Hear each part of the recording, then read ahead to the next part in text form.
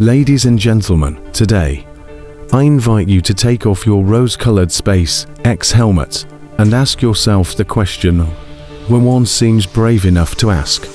Is Elon Musk becoming a real-life supervillain? I know he's the meme king, the Mars visionary, the doggy father, the man who made electric cars sexy and rockets reusable. But hear me out, because if you look past the tweets, past the flamethrowers, past the cyberpunk aesthetics, what you find is not just a billionaire, you find a blueprint for the perfect movie supervillain. 1. The tech billionaire origin story. Every great villain needs an origin story. Lex Luthor had one. So did Doc Ock. So did Jeff Bezos. Elon, raised in South Africa, childhood genius, built PayPal, got rich, got bored. So what does he do? He starts buying companies like their Pokemon cards, rockets, got electric cars, mine, brain chips, let's try it, satellites, absolutely, social media platform, sure, why not, let's blow $44 billion and post memes about it. This is exactly how a villain begins, with too much money, too much IQ, and not enough people telling him no. 2. The lair S. What does every supervillain have? A lair. Dr. Evil had a volcanic base. Magneto had a metal fortress. Elon, oh, he's got multiple. A gigafactory in the desert. A rocket launching facility in Texas called Starbase. Underground tunnels being dug beneath our cities by a company literally called the Boring Company. And if that's not villain coded, I don't know what is. He's building bunkers, satellites, space colonies, and flamethrowers. Folks, you think he's doing that because he's bored? No, he's planning something. 3. The master plan, or should I say, evil plan. Let's look at the pieces of his empire. Tesla controls transport. Starlink controls global communication. Neuralink plugs directly into your brain. Twitter X controls the narrative. SpaceX is the escape hatch if it all goes south.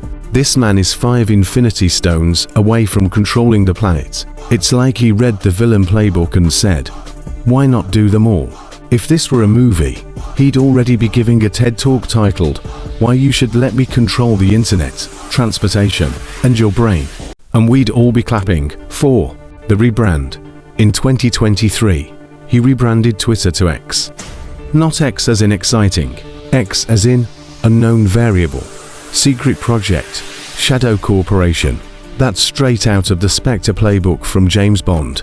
Next, I'm expecting his press releases to come from a volcanic island surrounded by robot sharks. Instead of a Q&A, he'll spin around in a leather chair and say, welcome to phase 2 of Project Marspocalypse. 5. The villain behavior checklist. Let's do a quick vibe check. Wears all black. Talks like a Bond villain during interviews. Wants to merge human consciousness with AI. Has a secret child naming convention involving equations and symbols. Posts cryptic tweets at 3 a.m. like a man building a doomsday device. Absolutely. This is Dr. Evil with a Twitter account and a physics degree. 6. What's next? He wants to colonize Mars, people. Which sounds great until you realize he wants to be in charge. There's no democracy on Mars, no Congress, no UN. If Elon builds Mars, then Elon owns Mars. If that's not a supervillain power move, I don't know what is. He's literally creating a breakaway civilization on another planet just in case Earth becomes uninhabitable.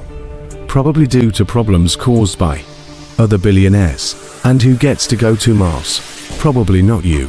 Unless you're okay with being a space janitor for your tech overlords in exchange for oxygen credits. 7. But what if he's the anti-hero? Now, to be fair, there's another side to this. Maybe Elon isn't a villain.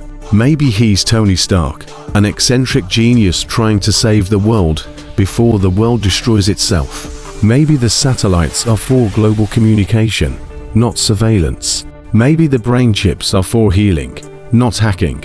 Maybe he's the chaotic neutral we need in a world full of polished, PR-friendly phonies. That even if that's true, every Tony Stark has a moment where they go too far, where ambition turns into obsession, where genius becomes arrogance. And that's where we are right now, teetering on the edge. Final thoughts. So here's my advice. Keep watching the rockets. Keep following the memes. But keep your eyes open, because whether Elon Musk ends up as our savior or our overlord, we're already living in his movie, and we just haven't figured out if he's the hero or the villain. Thank you.